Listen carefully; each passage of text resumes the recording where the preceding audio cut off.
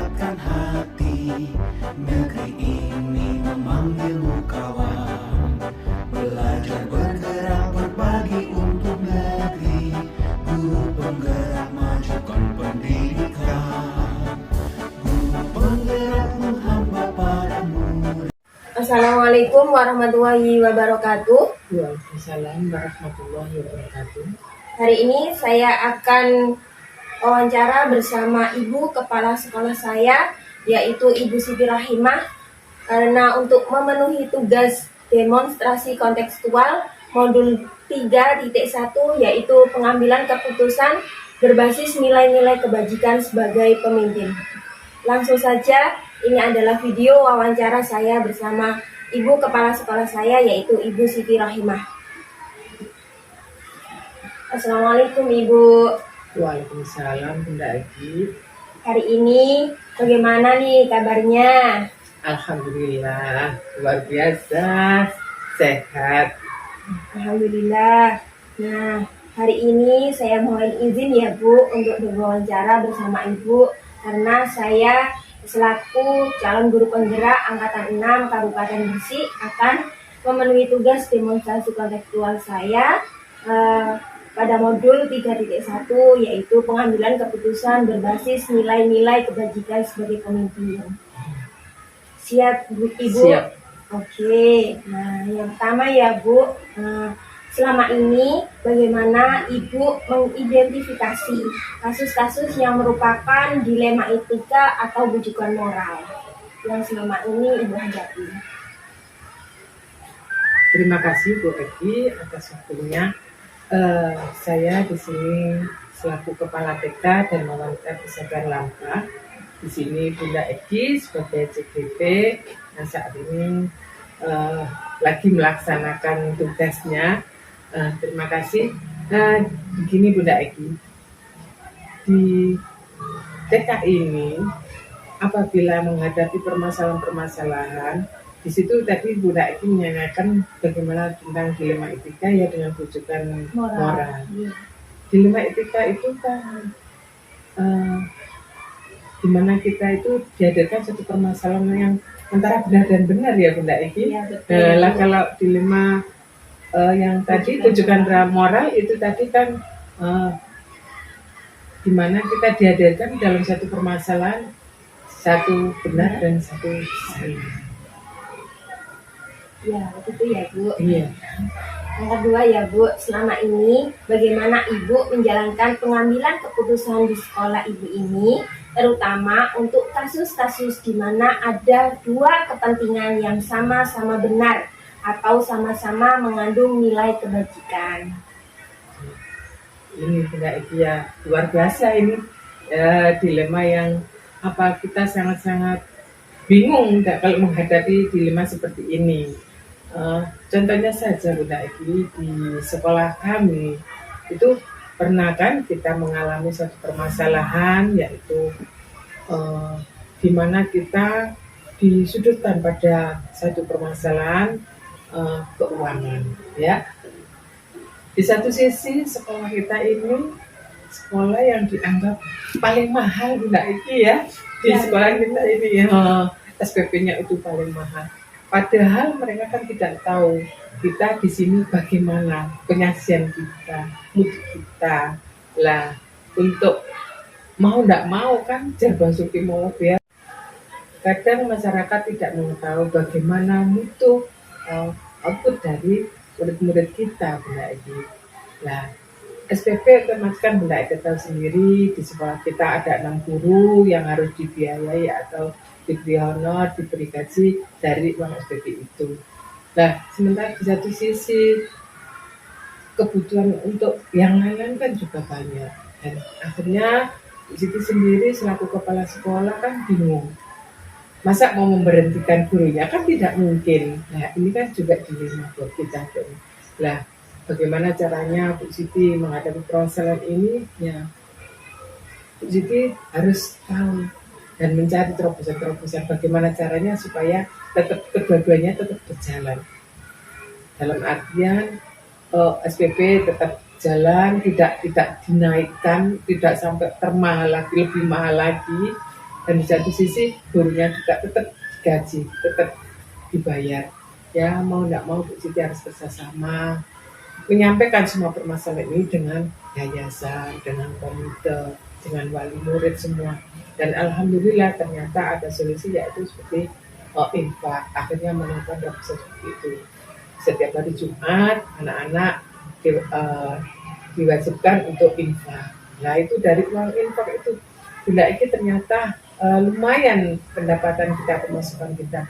Yang ketiga ya Bu, langkah-langkah atau prosedur seperti apa yang biasa Ibu lakukan selama ini untuk permasalahan keuangan seperti di sekolah kita ini? Baik, terima kasih Bu lagi. Bu Siti, langkah-langkah dalam menghadapi permasalahan keuangan di sekolah ini, Bu Siti selalu mengedepankan untuk selalu bermusyawarah, berdiskusi dengan semua yang terkait, pihak-pihak yang terkait untuk urusan ini, baik dengan guru-guru, dengan yayasan, dengan komite, itu banyak itu. Ya Bu, selanjutnya ya Bu, hal-hal apa saja yang selama ini Anda atau Ibu anggap efektif dalam pengambilan keputusan pada kasus-kasus dilema etika seperti ini? Misalnya kita menghadapi suatu permasalahan atau kasus keuangan tadi Bu. Itu tadi tetap Bu Siti untuk melakukan diskusi dengan semua pihak yang terkait, karena dilema etika ini kan sama-sama baiknya gitu. Ya Bu, dengan diskusi tadi bersama pihak yang terkait yaitu komite, guru-guru dan juga yayasan. Nah, hal-hal apa saja yang selama ini merupakan tantangan dalam pengambilan keputusan pada kasus-kasus dilema etika seperti itu Bu? Karena kasus dilema etika ini Bunda Ibu, itu sama-sama benarnya. Terkadang kita kan bingung ya, terkadang tidak diusulkan, di situ kan ada gak enak sama teman. Ya seperti tadi, kalau seandainya kita memberhentikan guru kan ya tidak mungkin, padahal kita juga butuh.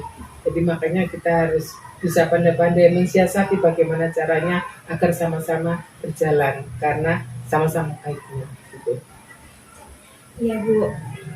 Nah, untuk yang selanjutnya ya Bu, apakah Ibu memiliki sebuah tatkala atau jadwal tertentu dalam sebuah penyelesaian kasus dilema etika ini? Apakah Ibu langsung menyelesaikan di tempat atau memiliki sebuah jadwal untuk menyelesaikannya dalam bentuk atau prosedur seperti apa yang selama ini Ibu jalankan? Dalam menghadapi permasalahan seperti itu Bu Edi, kita lihat dulu apakah itu urgent apa tidak. Jadi kita tidak punya program harus penyelesaian masalah gini-gini. Nah, kalau memang itu sifatnya memang bisa ditangguhkan, ya kita musyawarah dulu, diskusi dulu itu. Tetapi kalau sifatnya urgent ya, dan seketika itu kita tidak punya program untuk menghadapi permasalahan seperti itu. Gitu Bu Edi. Jadi ada ketika kita dalam permasalahan atau kasus seperti itu ada urgent ya Bu, kalau ada jadwalnya kita lakukan, yaitu permasalahan seperti itu kita diskusikan bersama atau musyawarah bersama teman-teman yang lain. Nah, selanjutnya ya Bu, adakah seseorang atau faktor-faktor apa yang selama ini mempermudah atau membantu Ibu dalam pengambilan keputusan dalam kasus-kasus dilema etika seperti itu Bu? Ya, tentu saja itu semua karena adanya kerjasama yang kompak Bu Edi, antara Bu Siti sendiri dengan guru-guru, dengan komite, dengan yayasan. Jadi kita selalu musyawarah dalam menghadapi semua permasalahan itu. Oke, jadi adanya kolaborasi ya Bu, kerjasama antara kepala sekolah, yaitu Ibu, teman-teman guru, komite, dan juga yayasan. Dari semua hal yang telah disampaikan Ibu tadi, pembelajaran apa yang dapat Ibu petik dari pengalaman Ibu mengambil keputusan dilema etika seperti ini, Bu? Ada Bunda itu yang dapat Bunda Bu Siti ambil dari adanya permasalahan dilema etika ini ya. Ternyata kita dituntut untuk lebih baik. Akhirnya hasilnya juga kita akan lebih baik ke depannya. Dengan dihadirkan banyak permasalahan itu, akhirnya kita belajar dan belajar. Karena memang permasalahan itu ibaratnya guru kita. Dengan kita banyak dihadirkan satu permasalahan, maka kita akan lebih baik dan terarah lagi. Itu Bunda itu. Apakah ada pembelajaran-pembelajaran yang lain, Bu, selain untuk yang lebih baik lagi dan terarah lagi untuk kedepannya, Bu? Menurut Bu Siti, intinya kita harus selalu siap menghadapi semua permasalahan, khususnya kita sebagai seorang guru ya permasalahan di dunia pendidikan. Karena tanpa dihadirkan itu permasalahan, ilmu kita hanya begitu-begitu aja. Dengan dihadirkan satu permasalahan, mau tidak mau kita harus siap menghadapi. Makanya kita hidup ini itu tadi Bunda Eki harus siap menerima apapun yang dihadirkan Allah, ya, terus menjalani dan mensyukuri semua permasalahan itu. Kalau kita bisa mensyukuri semua permasalahan yang dihadirkan pada kita, yakin kita akan lebih baik. Itu Bunda Eki. Oke, terima kasih ya Bu atas wawancara pada pagi hari ini. Untuk pengambilan keputusan yang selama ini Ibu lakukan, alhamdulillah insya Allah sekolah kita menjadi lebih baik. Amin. Terima kasih ya Bu untuk Sama-sama. wawancara pada pagi hari ini. Terima kasih waktunya Sama-sama, sudah Bunda. mendukung saya untuk ikut CGP ini. Semoga kedepannya saya juga lebih baik lagi, Bu. Terima kasih untuk semuanya dari saya, Ibu. Wassalamualaikum warahmatullahi wabarakatuh. Waalaikumsalam warahmatullahi wabarakatuh. Kreatif rancang pembelajaran, hargai potensi. Assalamualaikum warahmatullahi wabarakatuh. Selamat pagi semua. Salam guru penggerak. Hari ini saya akan melakukan wawancara, tentunya dengan lain atau kepala sekolah yang lain. Hari ini saya akan melakukan wawancara dengan Ibu Kepala Sekolah UPT SD Negeri 201 Gresik, yaitu Ibu Lucy Andri Puji Astuti. Inilah video saya untuk wawancara yang kedua. Assalamualaikum Bu Lucy. Waalaikumsalam. Bagaimana kabarnya hari ini? Alhamdulillah, kabarnya baik. Alhamdulillah ya, senang bertemu hari ini dengan Bu Lucy. Sudah siapkah kita wawancara hari ini? Insya Allah siap. Mohon izin ya Bu Lucy. Oke. Nah, untuk selama ini apakah dan bagaimana Bu Lucy dapat mengidentifikasi kasus-kasus yang merupakan dilema etika atau rujukan moral, Bu Lucy? Oke, yang dilema etika dulu. Di mana kasus itu adalah benar-benar kasus itu kan sudah benar dan saya harus memilih dari kedua yang benar itu. Nah, ini saya masukkan pada masalah di UPT SDN 201 Gresik yang kebetulan saya juga masih baru di sini. Kemarin itu pada saat rapat saya menegaskan kepada Bapak Ibu guru di sini bahwa saya melakukan pembinaan terutama untuk persiapan OSN. Di sini OSN adalah matematika dan IPA. Di mana dulu SD ini adalah selalu muncul, ada bibit-bibitnya sampai di tingkat kabupaten bahkan nasional. Nah, berhubung saya ditempatkan di sini, saya mau meneruskan perjuangan itu. Nah, kemudian pada saat itu rapat bersama Bapak Ibu guru di sini, saya memberikan usulan kepada Bapak Ibu guru di sini bahwa saya akan melakukan pembinaan. Saya mulai jam pagi jam 8 sampai jam 9. Terkait itu sudah saya laksanakan beberapa kali pertemuan. Ternyata pada saat rapat selanjutnya ada Bapak Ibu guru yang memberikan usulan kenapa pembinaan itu dilaksanakan pada jam pembelajaran, tidak jam siang. Memang betul. Kenapa? Kalau pagi memang benar pada saat itu mengganggu jam pelajaran. Anak itu akan terganggu pada jam tematiknya sehingga anak ketinggalan.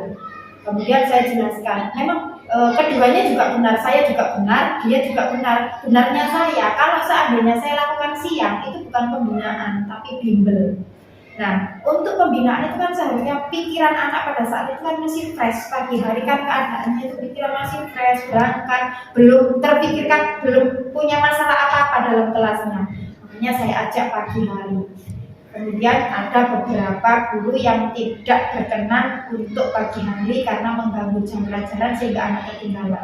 Saya jelaskan kembali, Bu, untuk prinsip anak prestasi, namanya prestasi, berarti dia harus unggul dari temannya dalam salah satu bidang. Kalau menunggu dia ikut jam pelajaran atau pembelajaran di kelasnya, dia akan ketinggalan OSN-nya sehingga kita tidak ada harapan untuk bisa masuk atau lolos di tingkat kecamatan.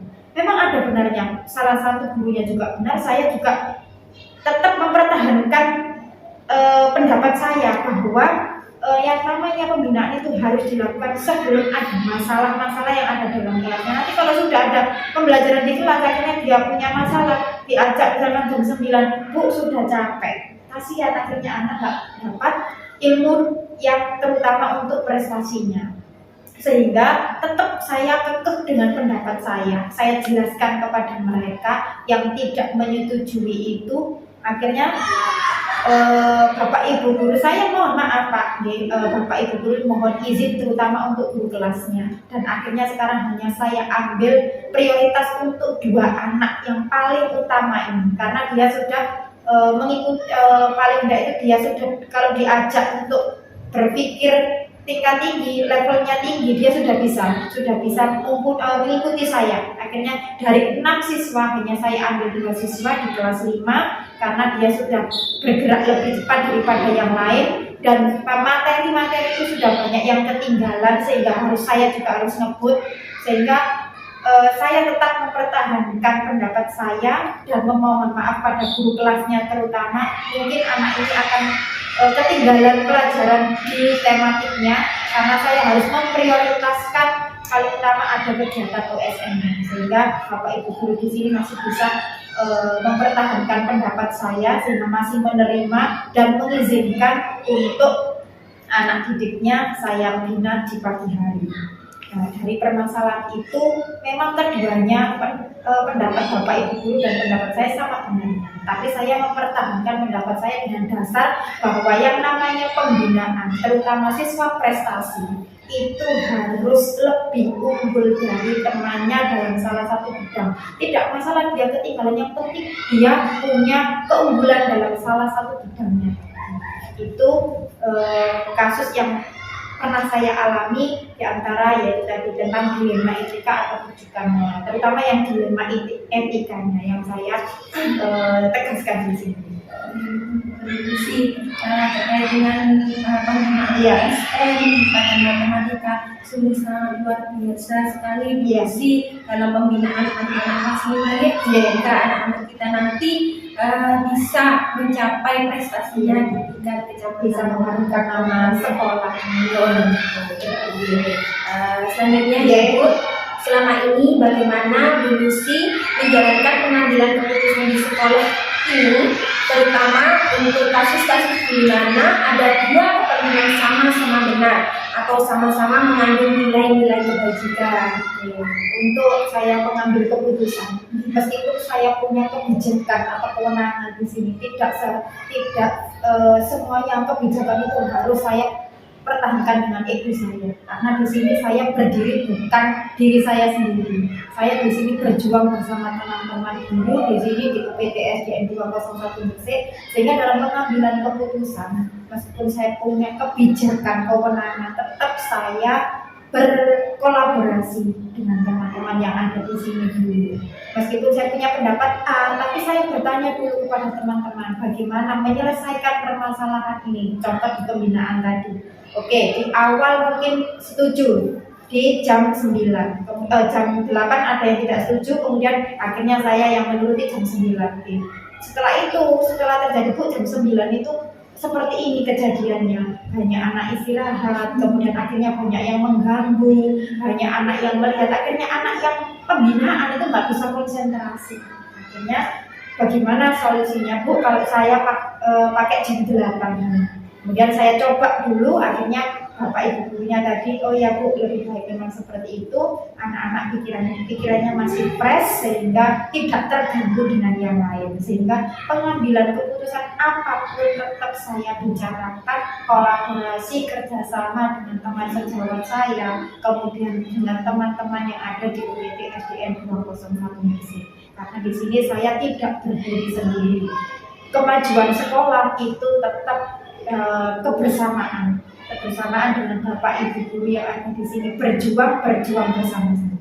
Jadi semua keputusan saya ambil dengan musyawarah dulu dengan teman-teman. Oke, nah, karena dengan adanya kolaborasi kerjasama dengan teman-teman guru sehingga insya Allah menjadikan sekolah ini menjadi lebih baik lagi mungkin ya Bu ya.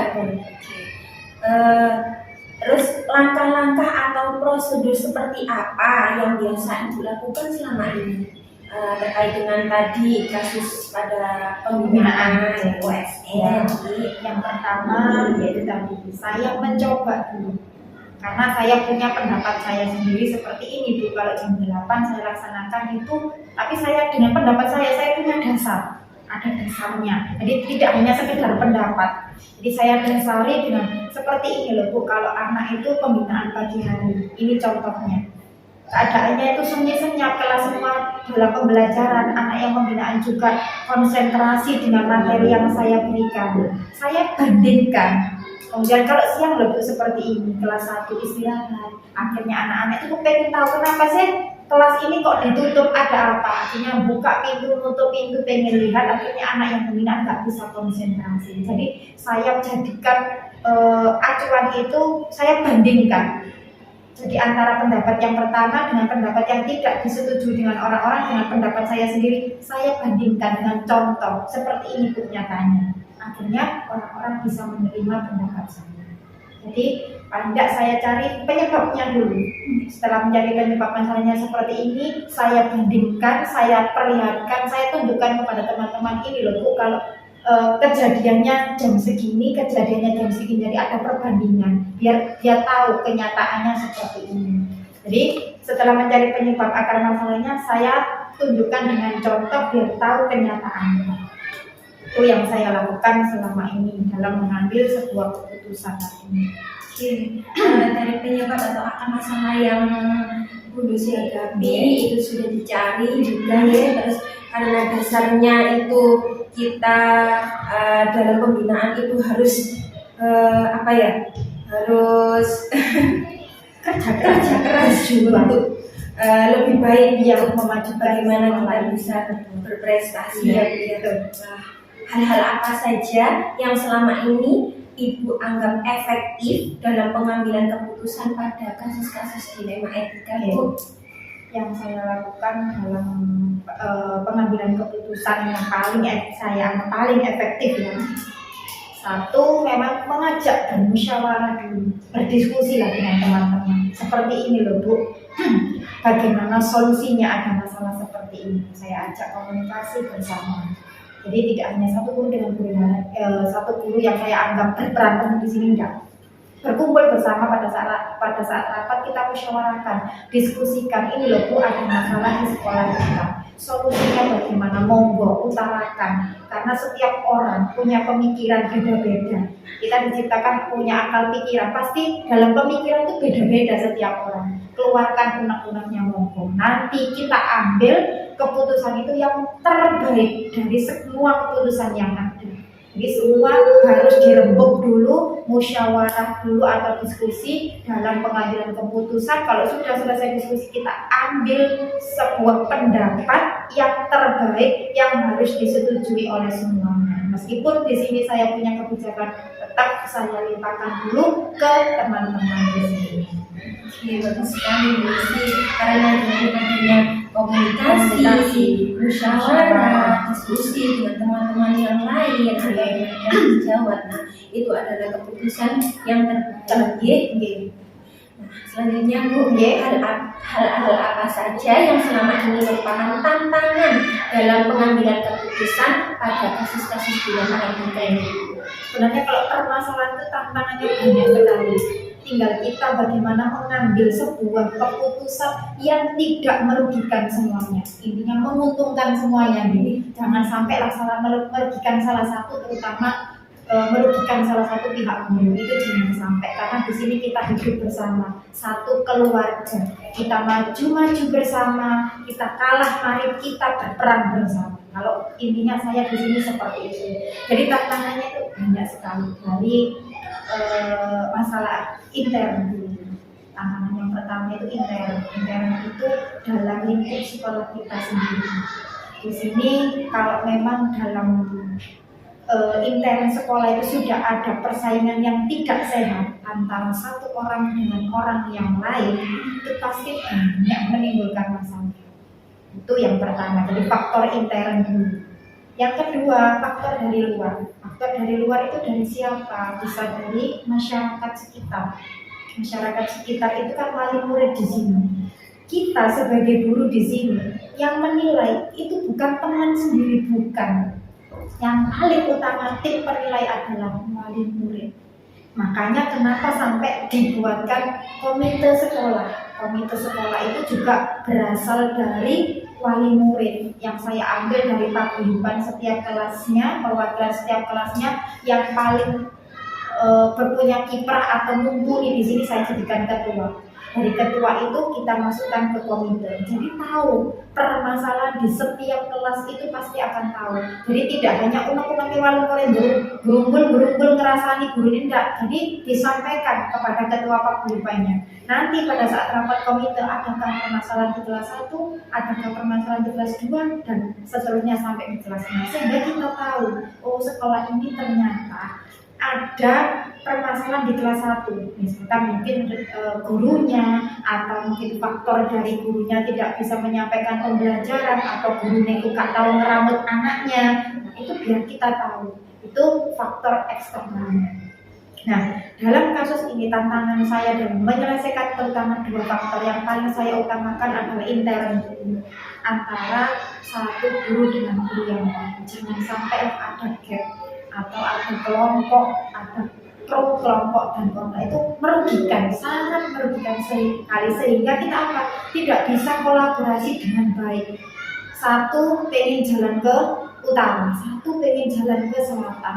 Akhirnya kita tidak bisa menuju satu jalan, satu visi misi, sehingga kita harus, tantangan saya bagaimana caranya mereka bisa bersama, bisa menuju satu visi misi itu, sehingga nanti sekolah itu juga bisa berjalan dengan baik. Kemudian persaingan itu boleh kita bersaing, tapi bersaing yang sehat. Jangan sampai ada permasalahan di dalam itu, sampai ada intinya persaingan yang tidak sehat, akhirnya sampai bisa mencuat ke masyarakat. Yang kedua, tantangan yang ada di wali murid atau di faktor eksternalnya itu saya mengajak kolaborasi dengan komite, terutama ketua komitenya yang memang bukan wali murid, tapi di sini dia punya nama. Sudah namanya itu sudah tersohor di sini, dianggap orang yang paling tua di sini, sehingga sudah tahu seluk-beluknya desa ini bagaimana, sekolah ini bagaimana, sehingga permasalahan apapun bisa saya sampaikan di situ, dan saya meminta pendapat bagaimana untuk menyelesaikan permasalahan di sini. Itu tantangan-tantangan saya. Dari tantangan tadi Bu Lucy yang sudah sampaikan, yaitu ada tantangan Internal dan juga eksternal yang sama-sama digabungkan nanti insya Allah bisa dalam pengambilan keputusan itu bisa membantu dalam menyelesaikan masalah-masalah yang seperti itu Iya, ya. Untuk yang selanjutnya ya Bu, apakah Ibu memiliki sebuah tata cara atau jadwal tertentu dalam sebuah penyelesaian kasus dilema etika? Apakah Ibu langsung menyelesaikan di tempat atau memiliki sebuah jadwal untuk menyelesaikannya? Bentuk atau prosedur seperti apa yang Ibu jalankan? Oke. Kalau untuk menyelesaikan masalah, saya tidak terjadwal. Intinya kalau memang sudah ada masalah, segera ayo kita selesaikan. Jadi kalau kita menunggu, pasti akan ada permasalahan lagi yang muncul. Sehingga kalau saya juga ketahuan ada masalah dengan murid, segera besok buatkan surat, datangkan ke sekolah biar bisa ketemu dengan saya. Kalau saya nggak ada, bisa ketemu dengan bapak ibu guru. Jadi permasalahan itu segera terselesaikan. Kalau kita menunggu, Bu, ditunggu aja sampai mungkin Senin depan atau apa, menunggu ini, permasalahan itu akan tambah muncul lagi. Nah, seperti kemarin yang sudah terjadi di sini, akhirnya permasalahan itu sudah beberapa tahun yang lalu mencuat baru tahun 2022 saat saya masuk di sini. Kemudian saya cari akar permasalahannya, oh ternyata dari pihak sekolah kurang koordinasi dengan wali murid yang terkena masalah ini. Akhirnya sudah saya putuskan tolong dibuatkan surat segera. Hari besoknya saya suruh buatkan surat untuk mengundang para wali murid yang ada masalah itu tadi. Akhirnya saya undang, datang, kemudian saya koordinasikan, saya jelaskan ini permasalahannya seperti ini Bu, ini kita membuatkan solusi, kita solusi bersama-sama dengan teman, kita carikan musyawarah dengan teman-teman, solusinya seperti ini. Ibu menunggu konfirmasi dari sekolah. Akhirnya wali murid berterima kasih sekali. Kenapa Bu kok tidak kemarin-kemarin menyelesaikan masalah seperti ini? Kok baru dikoordinasikan sekarang? Nah, akhirnya saya meminta maaf kepada wali murid semua. Mungkin pada saat itu keadaan Bapak Ibu guru dan kepala sekolah yang masih sibuk dalam keadaan PPDB waktu itu, sehingga belum sempat menyelesaikan. Akhirnya ketambahan ada masalah lagi, ini tertutup masalah itu. Nah, akhirnya dari situ wali murid berterima kasih. Yang betul itu memang seperti ini Bu, koordinasi, sehingga tidak sampai menimbulkan anggapan yang negatif terhadap sekolah. Akhirnya jadi kesimpulannya, kalau ada permasalahan apapun segera, dan kalau bisa terjadwal hari itu diselesaikan, ya harus diselesaikan hari itu. Kalau misalkan permasalahan itu hanya dengan siswa, saya selesaikan langsung hari itu. Siswa langsung saya panggil. Jangan sampai anak pulang dengan membawa masalah, ngomong ke wali murid, ya Bu aku seperti ini, gak direken guru nih. Nah, itu yang akhirnya menimbulkan permasalahan. Kalau murid segera langsung saya koordinasi, anaknya saya panggil. Tapi kalau dengan wali murid, saya suruh buatkan surat, besok pagi harus segera datang. Jadi tidak ada jadwal. Kalau bisa memang masalah itu harus segera terselesaikan biar tidak muncul permasalahan yang baru. Dari saya. Oke, kalau ada permasalahan langsung segera diselesaikan. Karena semakin cepat semakin baik. Betul. Tidak merugikan semuanya. Betul. Adakah selanjutnya ya Bu, adakah seseorang atau faktor-faktor apa yang selama ini mempermudah dan membantu Ibu dalam pengambilan keputusan dalam kasus-kasus dilema ini? Dalam pengambilan keputusan, saya sebagai pimpinan di sini, namanya seorang pemimpin yang kan punya kebijakan, punya kewenangan untuk mengambil sebuah keputusan yang terbaik yang menguntungkan semuanya. Nah, di sini ada peranan yang bisa membantu di sini adalah teman-teman guru di sini. Jadi kolaborasi dengan teman-teman, kemudian ada dari itu tadi faktor internal dan eksternalnya. Internalnya dari keluarga sendiri, UPT SDN 201, Bapak Ibu guru, kemudian staf TU-nya di sini juga, penjaga kebersihannya juga, semua ikut membantu dalam menyelesaikan masalah. Kalau dari faktor eksternalnya, dari komitenya, kemudian dari masyarakat sekitarnya, wali murid yang ada di sini, semua ikut membantu dalam menyelesaikan masalah, sehingga terselesaikan semuanya dengan baik tanpa ada yang dirugikan.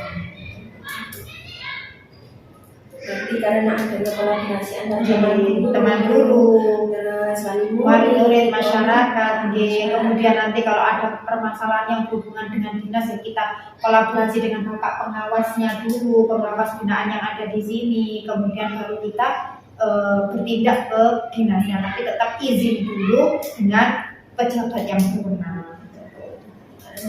adanya kolaborasi yang sangat mumpuni itu berarti pemecahan masalah insya Allah dapat terselesaikan dengan baik tanpa merugikan siapapun. Selanjutnya Ibu, dari semua hal yang telah disampaikan tadi, pembelajaran apa yang dapat Ibu petik dari pengalaman Ibu Lucy mengambil keputusan di yang ketiga? Pengalaman saya dalam mengambil keputusan itu tadi, yang pertama sebagai pimpinan adalah punya kebijakan tadi, punya kebijakan atau kewenangan itu akhirnya saya punya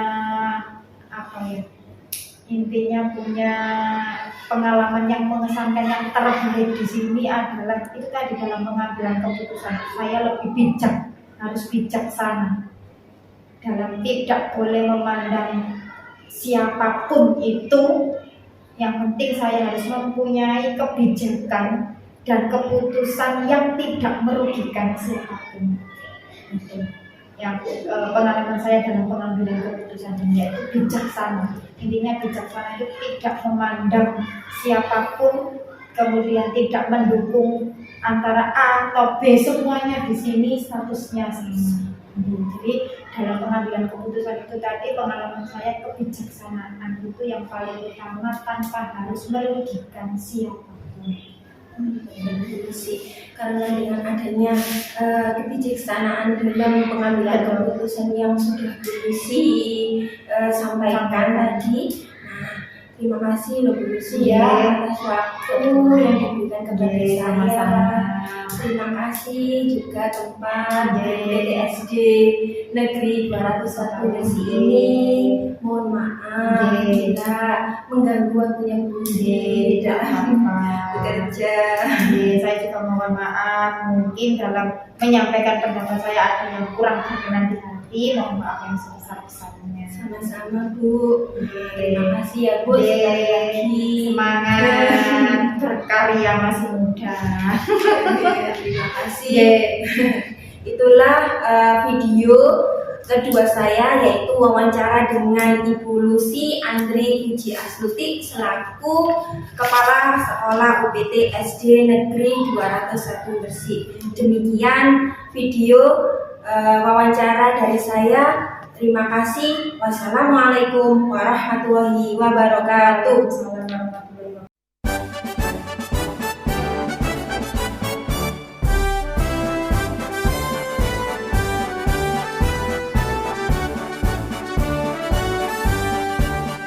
Bulatkan tekad, kuatkan hati, negeri ini memanggilmu kawan. Belajar, bergerak, berbagi untuk negeri, guru penggerak majukan pendidikan. Guru penggerak menghamba pada murid, kreatif rancang pembelajaran. Hargai potensi, tingkatkan prestasi, lahirkan profil pelajar Pancasila. Belajar, bergerak, berbagi untuk negeri, kita menjalin kolaborasi. Belajar, bergerak, berbagi untuk negeri, demi bakti pada Ibu Pertiwi.